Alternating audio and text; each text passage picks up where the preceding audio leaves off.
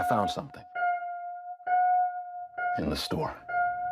¿Por qué cada vez que una película evita explicar todo con diálogos, parte del público la llama confusa? Backrooms, a mi parecer, es exactamente el tipo de película que más se necesita en estos momentos. Viene de la idea de adaptar a la pantalla grande una leyenda urbana de internet que, si bien para muchos puede parecer tonta o incluso ridícula, queda más que claro que lejos de cualquier imagen superficial que se pueda generar respecto a ella, sí es capaz de ser mucho más que solo una compilación de niveles de 2 horas. Gran parte de la película exige que tú, como espectador, tengas la iniciativa de querer ver más allá de lo que se presenta solo de forma superficial. Dicho de manera más simple, la película te recompensa por poner atención. Suena muy sencillo, ¿no? Después de todo, poner atención es lo básico que se debe hacer al ver una película. Bueno, como un gran profesor me dijo una vez, como artista se requiere la capacidad de transmitir información, pero como espectador se requiere ser capaz de recibirla. Ambas partes deben funcionar, ya que de otra forma la intención se puede diluir a medio camino.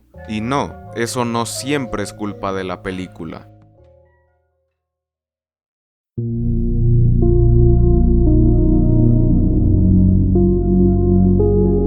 Algo que he notado en los últimos años, y que en gran medida no es solo culpa de la audiencia, es que cada vez somos menos capaces de leer el subtexto de una obra. Como digo, en parte esto no es solo culpa del público, sino que aquí justamente entramos al concepto que mencioné hace unos segundos. Servicios de streaming como Netflix han admitido de manera abierta que en los guiones de sus producciones suelen decir hasta 5 veces el mismo diálogo porque son conscientes de que las personas están usando el celular mientras ven sus películas. Y esto evidentemente ha ocasionado que gran parte de la audiencia se acostumbre a no ver más allá de lo superficial y simplemente esperar que la información le llegue mediante diálogos expositivos. Y a ver, no digo que los diálogos expositivos sean algo inherentemente malo. Formatos como las series de televisión suelen usarlo y les funciona bastante bien. Pero ese es justamente el punto, ya que como dijo el propio Denis Villeneuve, y perdón si lo estoy pronunciando mal, una disculpa, el cine no es televisión, y dentro de lo que cabe se debe evitar el uso de este recurso al ser una forma menos cinematográfica de transmitir información, más aún teniendo la posibilidad de hacerlo mediante luces, color, sonido o cualquier elemento audiovisual que no es solo diálogo. Tampoco estoy diciendo que todo deba ser cine mudo, no, hay películas muy buenas donde el diálogo prácticamente nunca cesa, pero sí que es cierto que gran parte del cine actual se compone de obras que abusan del diálogo expositivo al punto de que cuando aparece una cinta que usa otros medios para comunicar sus ideas, la gente en automático la tacha de mala o de que tiene agujeros de guión que muchas veces en realidad se justifican en su subtexto. Kane Parsons, el director de la película, ha hablado de la influencia de Portal en ella, y es algo que se nota, ya que Portal y Portal 2 son una masterclass de storytelling visual. La narrativa prescinde de diálogos innecesarios y cuenta la historia mediante la arquitectura, los rastros y detalles en el escenario, y los muchos murales del Ratman que recorren las instalaciones de Aperture. Y menciono esto porque deja claro que esta es su visión de la leyenda urbana, que empezó con una serie de cortos en YouTube,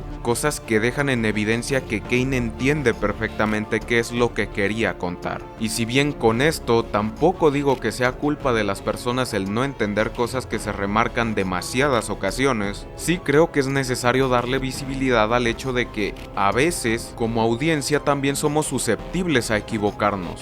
Aunque sí es cierto que muchas cosas son demasiado ambiguas en la película, y al mismo tiempo otras son demasiado expositivas, como si les diera miedo que la gente no las entendiera. Pero viendo cómo, irónicamente, esas escenas expositivas fueron las que más confundieron a la gente, creo que entiendo perfectamente por qué lo hicieron. E insisto, no es culpa de la gente no entender cuando vivimos rodeados de empresas y productoras fomentando el multitasting, pero sí es nuestra culpa el no hacer nada para cambiarlo.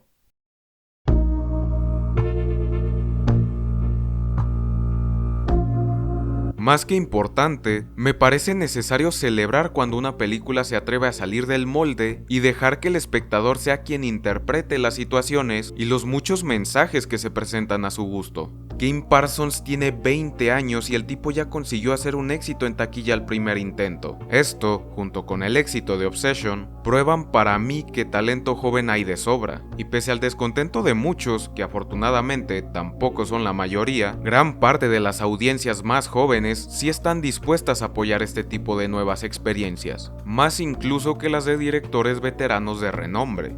Ojalá Hollywood aprenda la lección y empiece a apoyar este tipo de producciones. Seguro son lo suficientemente inteligentes para hacerlo. Obvio no van a terminar sobreexplotando estas nuevas IPs creando universos cinematográficos en lugar de fomentar proyectos originales. No, para nada. Y por si queda alguna duda, ya que esto más que un análisis a la película, es un análisis a la audiencia y cómo las productoras nos condicionan a este tipo de comportamientos, la película me encantó. Es de las experiencias más inmersivas que he tenido en un cine. Y solo espero que personas como este de aquí sigan apareciendo para crear proyectos de este estilo. Y regresando a la pregunta planteada al principio, tal vez el problema no es que películas como Backrooms sean demasiado ambiguas, tal vez simplemente olvidamos cómo ver cine de esa manera. La buena noticia es que aún tenemos oportunidad de revertirlo. Y bueno, eso es todo. Muchísimas gracias si llegaron hasta el final de este video.